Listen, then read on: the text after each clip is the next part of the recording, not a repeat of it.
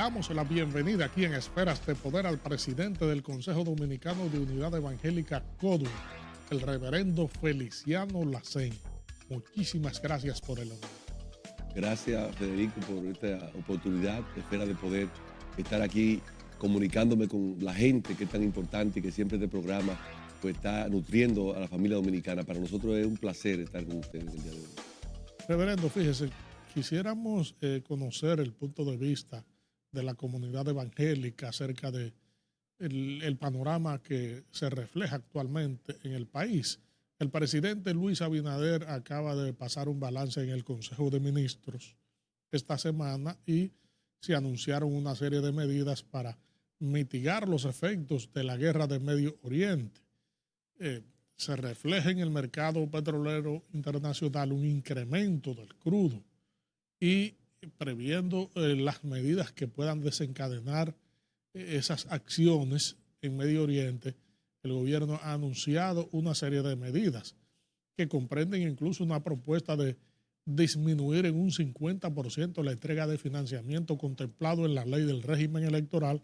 a los partidos políticos. ¿Cómo usted enfoca estas medidas? Lo primero que la población debe saber que estamos ante una situación difícil y compleja y que no estamos preparados para ella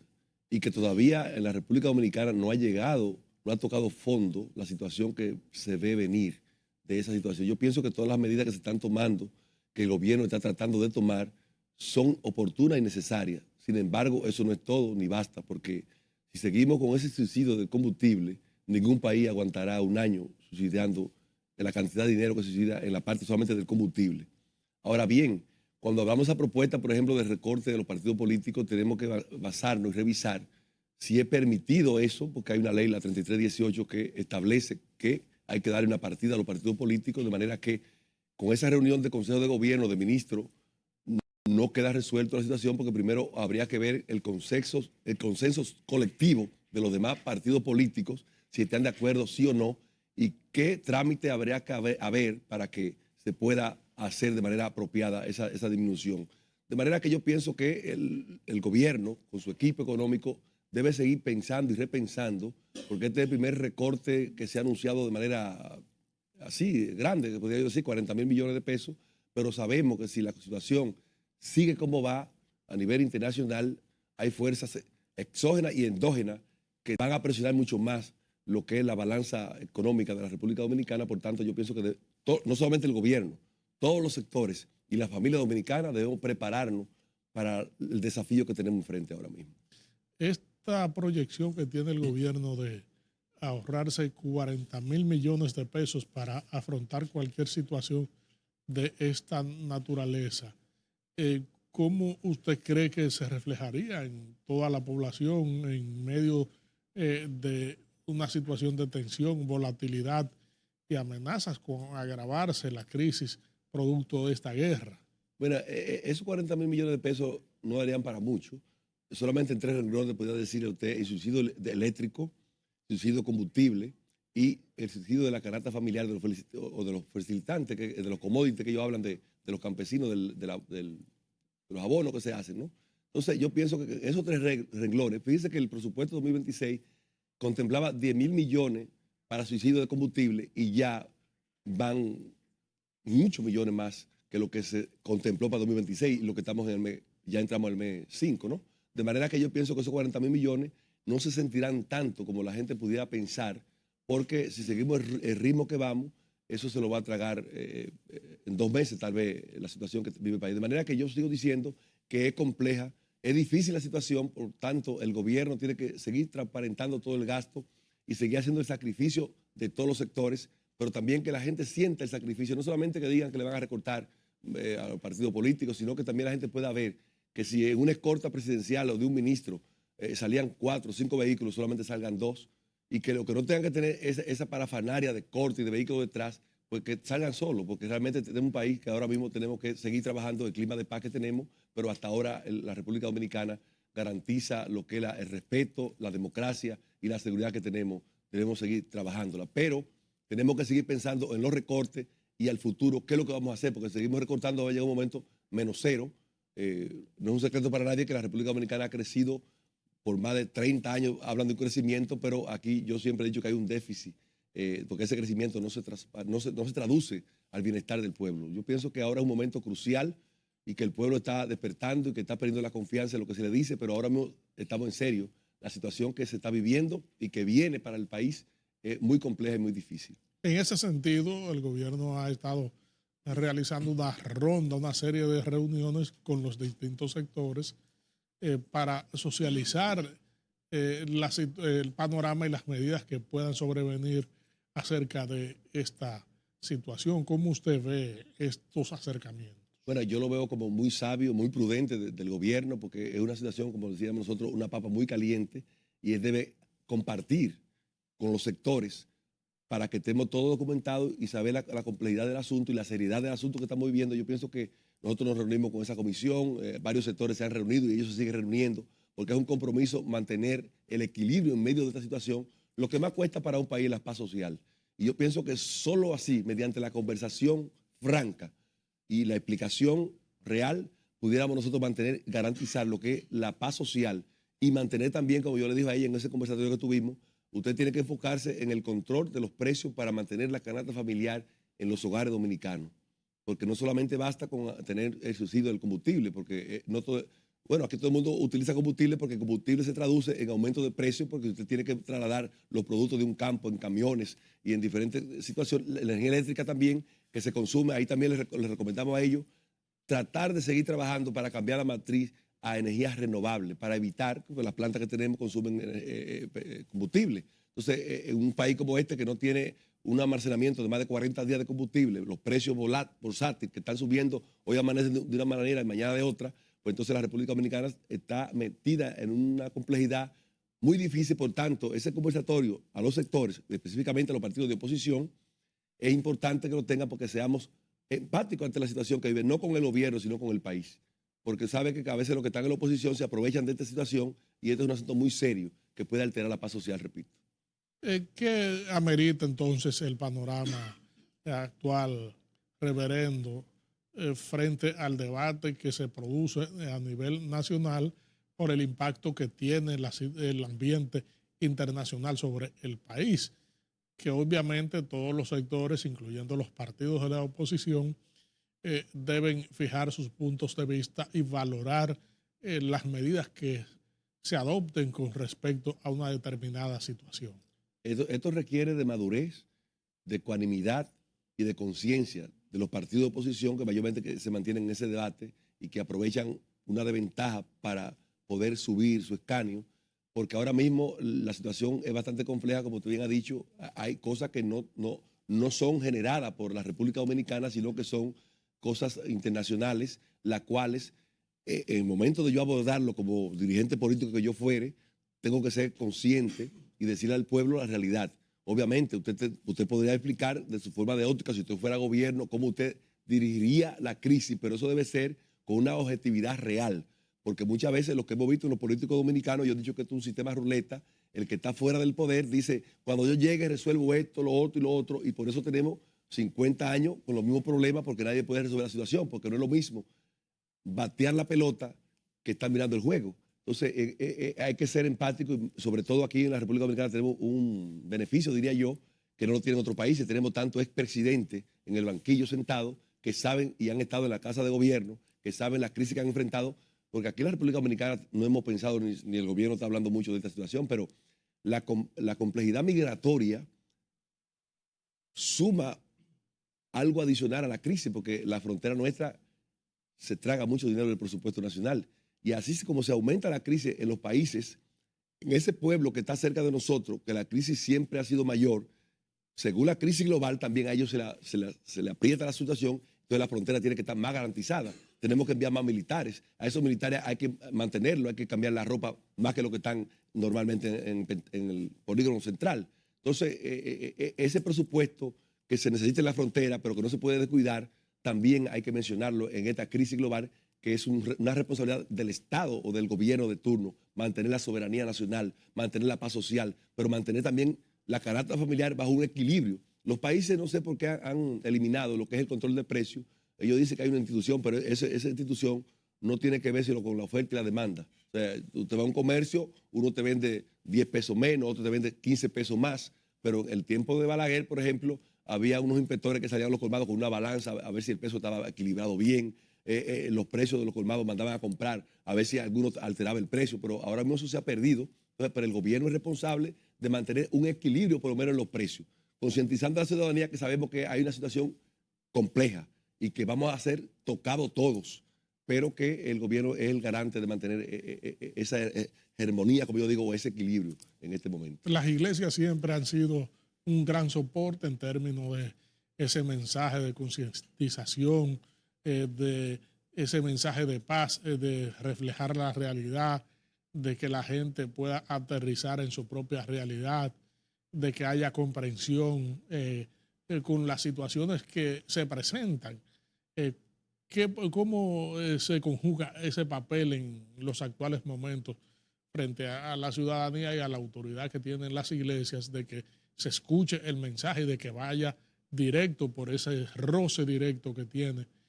con la feligresía? Bueno, nosotros como iglesia siempre hemos sido un mensaje de solidaridad, pero también de resiliencia.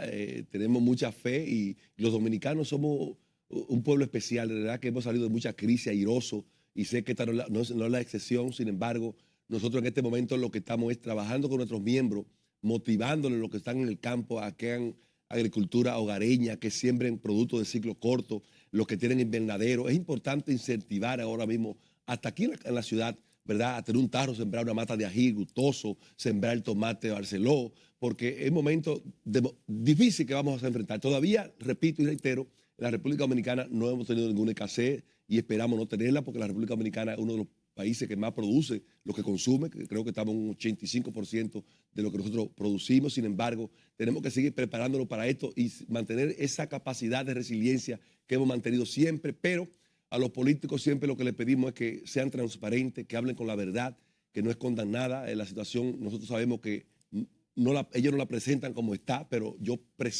preveo y percibo que la situación es bien difícil, bien compleja, y que si sigue así, llegará un momento que no se va a poder sostener mucho. Sin embargo, las iglesias estamos trabajando con la convivencia pacífica, la mediación de conflictos, porque hemos visto muchas cosas que están generando y detonando mucha violencia. Una cosa que nos preocupa a nosotros es que la crisis como esta, puede haber una crisis alimentaria, que puede haber una crisis económica tan grande que la gente salga a delinquir y entonces aprovechar ese momento difícil para quitar la paz que tenemos. Entonces los gobiernos tienen que estar vigilantes sobre esta situación y tratar de no provocar situaciones que alteren la paz social. Por ejemplo, estaba hablando detrás de cámara, ese asunto de San Juan, eso murió en la orilla. Entonces no se puede seguir hostigando tanto al pueblo, un pueblo que está en un momento tan difícil, el gobierno está tan frágil en este momento a nivel social por la situación que vive a nivel global, pero de una manera u otra, por República Dominicana. Entonces ya el pueblo ha dicho, no queremos esto.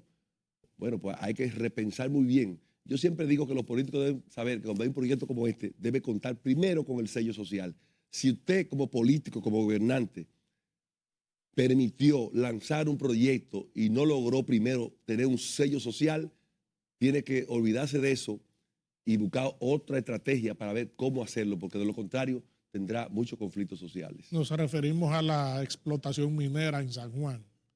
Correctamente, a esa explotación minera en Los Romeros. Y sobre todo tenemos que ser claros, el contexto que tiene la República Dominicana y la experiencia que hemos tenido con la explotación minera ha sido funesta, porque realmente no hemos visto el resultado que ellos proyectan cuando presentan, que hacen la maqueta y hacen la presentación, que dice que el municipio o la provincia va a recibir tanto de dividendos y que va a ser un progreso para ellos, que tantos empleos. La experiencia que tenemos en el país de los acuerdos, de las explotaciones, no ha sido halagüeña, sino que ha sido negativa para los habitantes, lo que le ha traído más pobreza, más enfermedades. Entonces, ningún país o ninguna provincia querrá ese tipo de inversión en su provincia, porque lo que va a hacer es que va a ser los pobres más pobres. Entonces, cuando estamos hablando de lo que es la contaminación o la eliminación del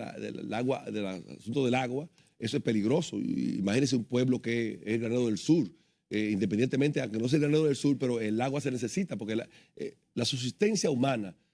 aún de las aves y aún de las plantas, viene del agua. Y si nosotros estamos mutilando con una explotación minera, a veces ellos dicen que esta es una explotación responsable, pero ¿qué nos garantiza a nosotros que esto será una explotación responsable si las que han hecho nunca han sido responsables? Y ellos decían lo mismo. Entonces, realmente no creo que ese proyecto podrá llevarse a cabo en este momento, por lo menos, donde la población no ha sido concientizada y ya da mucho trabajo poder concientizarlo, porque aunque salga un estudio de impacto del medio ambiente, la gente no va a creer en ese estudio que se haga. Entonces yo pienso que ya ese proyecto hay que ponerle un stop y pensar en otro tipo de explotación de recursos para la República Dominicana. Regresamos en breve con esta interesantísima comparecencia con el presidente del Consejo Dominicano de Unidad Evangélica CODUE,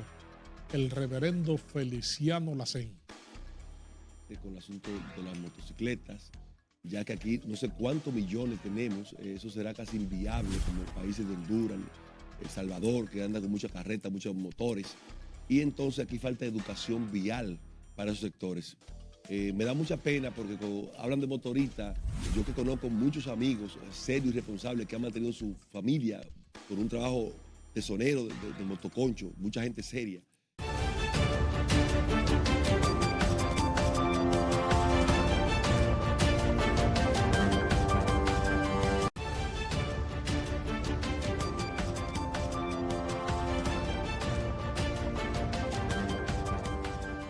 Estamos conversando aquí en Esferas de Poder con el reverendo Feliciano Lacén, presidente del Consejo Dominicano de Unidad Evangélica CODUE. Reverendo, se han cumplido 7 años del mandato constitucional de 11 jueces de la Suprema Corte de Justicia. Distintos sectores han estado abogando porque el presidente Luis Abinader convoque el Consejo Nacional de la Magistratura para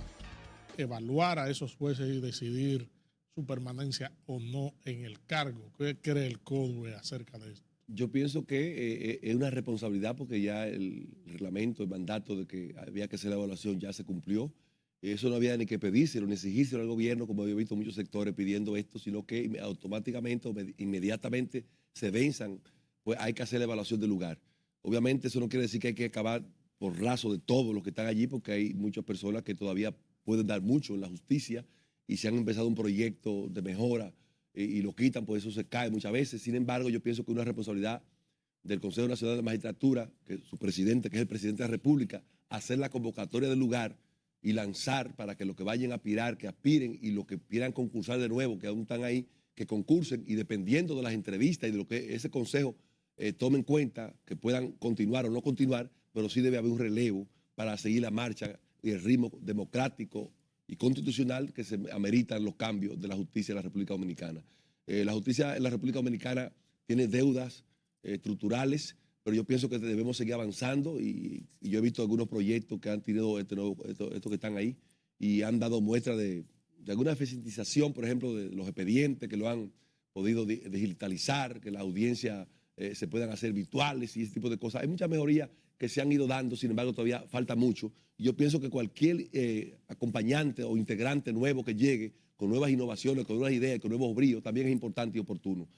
Quizás no es necesario dejarlo todo, pero tampoco es necesario quizás quitarlo todo, pero hacer esa combinación, pero también darle el cumplimiento que la ley manda, que el Consejo Nacional de Magistratura, una vez venzan, hay que convocar nuevamente a un nuevo consejo, ¿no? Para hacer ese lanzamiento y estructurar y fortalecer lo que es el sistema de justicia. ¿Qué retos entiende usted que tiene la justicia en esta coyuntura? Bueno, la justicia tiene que seguir eficientizando para evitar que los centros de privado de libertad, como le llaman, sean dignificados de tal manera que la persona no dure 10 años, 15 años, un año esperando que se le dicte una sentencia, porque hay tantos expedientes en los tribunales que se mantienen congestionados. Yo pienso que hay que buscar la estrategia de eficientizar e incluso también de congestionar eso que están haciendo de llevar algunos palacios de justicia a otros municipios para que no esté concentrado todo en el polígono central. Eso hay que hacerlo también porque una justicia tardía no es justicia. Vemos el caso ahora mismo que está de Yesé, cómo la gente a partir de un año y pico todavía está exigiendo justicia y según lo que me dicen, esa justicia contemplaría 2 años porque sea involuntario el crimen o lo que sea, y ya tenemos un año y pico en este litigio. Entonces yo pienso que la justicia tiene que ser un poquito más proactiva en esos tipos de casos, de manera que la gente no dé tanta larga, de manera que cuando yo vaya allá a fallar y diga, no, pero ya fallamos, pero ¿cuánto le queda a esa gente? No, ya lo que le falta son 3 meses para cumplir, entonces la gente ve que no se hizo justicia. Entonces yo pienso que la justicia tiene que ser más proactiva para sentenciar y dar justicia, no por presión social, sino para cumplir con su rol que debe ser atender los derechos de los ciudadanos cuando son vulnerables. Por otra parte, está el asunto en las calles de los motoristas, reverendo, y de situaciones que se suceden. Hubo un caso que sucedió en Santiago que rebosó la copa, para decirlo en sentido figurado, pero la ciudadanía siempre se queja de que no puede andar francamente por las aceras porque se utilizan como vía para transportarse, para la conducción de motocicletas. Los semáforos no tienen luz preferencial ni un stop para los motoristas, porque tanto en la luz roja como en la verde siguen su agitado curso. ¿Qué usted cree que debe hacerse con esto? Mira, yo pienso que la República Dominicana ha tenido un descuido bastante grande con el asunto de las motocicletas, ya que aquí no sé cuántos millones tenemos, eso será casi inviable como países de Honduras, El Salvador, que anda con muchas carretas, muchos motores, y entonces aquí falta educación vial para esos sectores. Me da mucha pena porque cuando hablan de motoristas, yo que conozco muchos amigos serios y responsables que han mantenido su familia por un trabajo tesonero de motoconcho, mucha gente seria, y entonces hay un grupito mínimo que ha desacreditado ese trabajo de motoconcho porque no son todos iguales. Hay gente que yo lo he visto que se paran los semáforos, pero hay un grupito que desafían las luces, ya no le importa si es rojo o amarilla o si es verde, pero tampoco tienen el respeto de los carriles. Entonces ellos no usan los cascos protectores, andan sin seguro, sin licencia, pero eso es una responsabilidad no de ellos, sino del Estado Dominicano, que debe ser un poquito más riguroso, tanto con las licencias y también la entrada de motocicletas a la República Dominicana. Yo no sé, aquí le venden motocicletas a menores de edad, a extranjeros indocumentados. Yo no sé qué forma y qué registro y qué garantía tiene el Estado de poner en manos de tantas personas vehículos que son nocivos. Cuando usted va a los hospitales, al Darío Contreras, al NEI y al Cambenti, cualquier hospital de estos traumatológicos, usted se da cuenta y hace una encuesta, y la mayoría de los accidentes que tenemos son provocados por motocicletas, porque hay muchos jóvenes imprudentes, muchos jóvenes con mucha efervescencia, que no tienen experiencia y andan calibrando y andan haciendo cuantas cosas, pero el Estado tiene que poner lo que un control sobre esto, el Intran, que tiene la prerrogativa también de hacerlo, pero no, se está haciendo poca cosa con la educación vial en ese sentido, y los motoristas son mayoría, y por eso y ahora tenemos la particularidad que se han convertido como en socios, en colectivo. Cuando un motorista se para, inmediatamente sale un grupo, y entonces eso hace que también sea más compleja la situación, porque aunque ellos no tengan el derecho, ellos siempre son la víctima, y ellos son los que a veces se meten sin tener el derecho, pero cuando ellos chocan un vehículo, lo chocan a ellos, los otros se apandillan y entonces le caen a pedrada, o como ese joven que lamentablemente perdió la vida por una falta de control, aunque fíjense cómo es la situación. La situación me dice que no era un motorista, sino que era un pretamista, que le pone el vehículo, el motor delante. Entonces, pero ahí se le pega a los motoristas que están trabajando, que son gente que están conchando en una parada fija, que tienen su chaleco, que tienen su familia, dice los motoristas, pero eran cobradores de pretamistas, que también eran compañeros, y entonces se juntaron e hicieron esta situación que hoy se debate en la justicia. De manera que es lamentable, pero los sindicatos, los clubes, la junta de vecinos, las iglesias, tenemos que cooperar todo, pero también el Estado, el Intran, tiene que hacer su trabajo de concientización, y el Estado de regulación, de que no haya tanta motorista y tanta motocicleta vendiéndose sin control. Reverendo, por otra parte, en el tema migratorio, en la medida en que se desarrollan aquí en la República Dominicana los controles, los operativos, también en Haití hay un régimen que está buscando la pacificación y tratar de tomar por lo menos el control de la seguridad de ese país. ¿Qué usted cree acerca de estos dos ambientes? Lo primero, que nosotros como comunidad de fe estamos orando para que el pueblo de Haití pueda organizarse y que haya tranquilidad, que haya paz, y que ellos puedan ponerse de acuerdo entre ellos y elegir su autoridad. Y lo segundo es que la inmigración sigue siendo un tema complejo, porque es un tema humano y jurídico. En la parte humana nosotros sabemos que hay que darle un trato justo a todos los que están en el territorio nacional, pero en la parte humana y jurídica tenemos que salvaguardar lo que es la soberanía dominicana. Entonces, siendo así, es un problema que hay que trabajarlo de manera sistemática y continuamente, y ser responsable con los agentes que manejan lo que es la migración, porque muchos de ellos también lo que hacen es que están negociando con esa parte, con ese pueblo desposeído, se lo llevan, le cobran un peaje, y entonces nunca se resuelve la situación. De manera que nosotros tenemos que estar vigilantes como dominicanos, porque estamos viendo que aunque Migración está haciendo un trabajo serio, el que Ballester me consta que es una persona que se ha entregado y que está preocupado, pero no basta solamente con Ballester y el equipo de Migración, porque hay una combinación de que hay militares, otro tipo de fuerza castrense que también de que están cooperando, por eso es lo que hacen el desorden muchas veces que se le pega a Migración. Pero debe ser un acompañamiento de todas las comunidades, aún los empresarios, aún los que tienen residencia, tienen que cooperar con el Estado, porque muchas veces los empresarios quieren tener un grupo de gente trabajando que se necesita la mano de obra extranjera en todos los países, pero tienen que someterse a una regularización, una caracterización, caracterizarlo, de manera que tengamos a esas personas ubicados, que se le pueda tener el trato justo a ellos también, pero que no tenga ese desorden que hay y que prime la República Dominicana, que se ha convertido en una preocupación nacional para todos nosotros, incluso cometiendo crímenes de violencia, quitando la vida y haciendo violaciones a nuestros dominicanos, a nuestra patria. Incluso las estadísticas que tiene muchas veces la República Dominicana de embarazo de adolescentes, de muerte, maternidad materna, tiene que ver muchas veces con esa migración que hay en la República Dominicana, que no es netamente dominicana, y entonces, pero sí cuando hacen los organismos internacionales la medición, le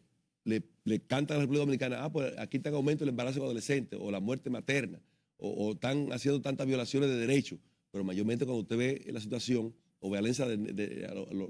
esa violencia de los niños, de los padres a los niños, cuando usted ve son madres que no son dominicanas, pero entonces en la estadística dominicana para perjudicar a la República Dominicana se le suma todos esos antivalores que trae la migración realmente, no solamente de haitianos, sino de cualquier inmigrante que no esté contextualizado con la cultura del país donde está. Entonces, pero nosotros tenemos un problema mayor, es que es un pueblo que se cruza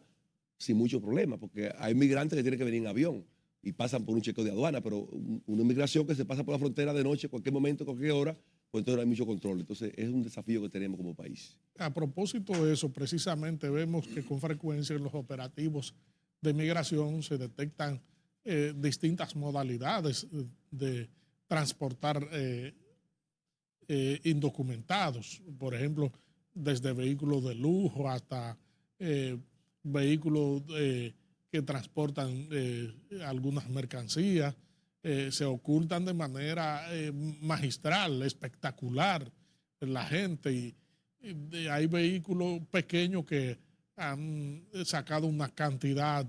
que desborda la capacidad de esos vehículos. ¿Qué usted cree acerca de estas modalidades? Yo pienso que la ley de migración de 84 debe revisarse bien, porque esas personas que se han encargado de tener un cártel de transportar inmigrantes deben ser castigados ejemplarmente, porque es una traición a la patria y aquí hay personas que viven de eso, de transportar inmigrantes, le cobran mucho dinero, le va muy bien y las autoridades a veces en los chequeos no son tan expertise en el chequear los vehículos y obviamente también con muchos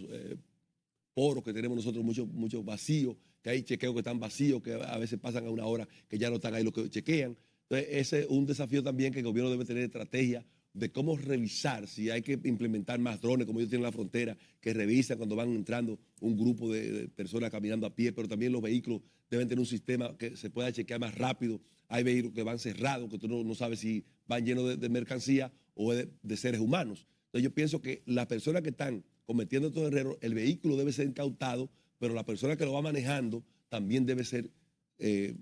puesto en manos de la justicia y que haya una pena dura para este tipo de cosas, porque eso es atentar contra la soberanía y la estabilidad social de un país. Reverendo, lamentamos que el tiempo haya terminado en una conversación franca como esta, abordando de manera abierta los temas de interés colectivo. Esferas de Poder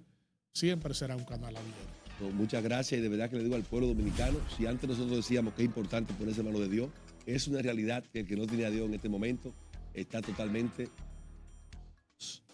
listo. Por tanto, tenemos que ponernos en manos de Dios y seguir hacia adelante. Que Dios me le bendiga. Amén. Gracias, amigos televidentes, por habernos acompañado en esta interesantísima comparecencia con el presidente del Consejo Dominicano de Unidad Evangélica CODUE, el reverendo Feliciano Lacén. Proseguimos con nuestro contenido.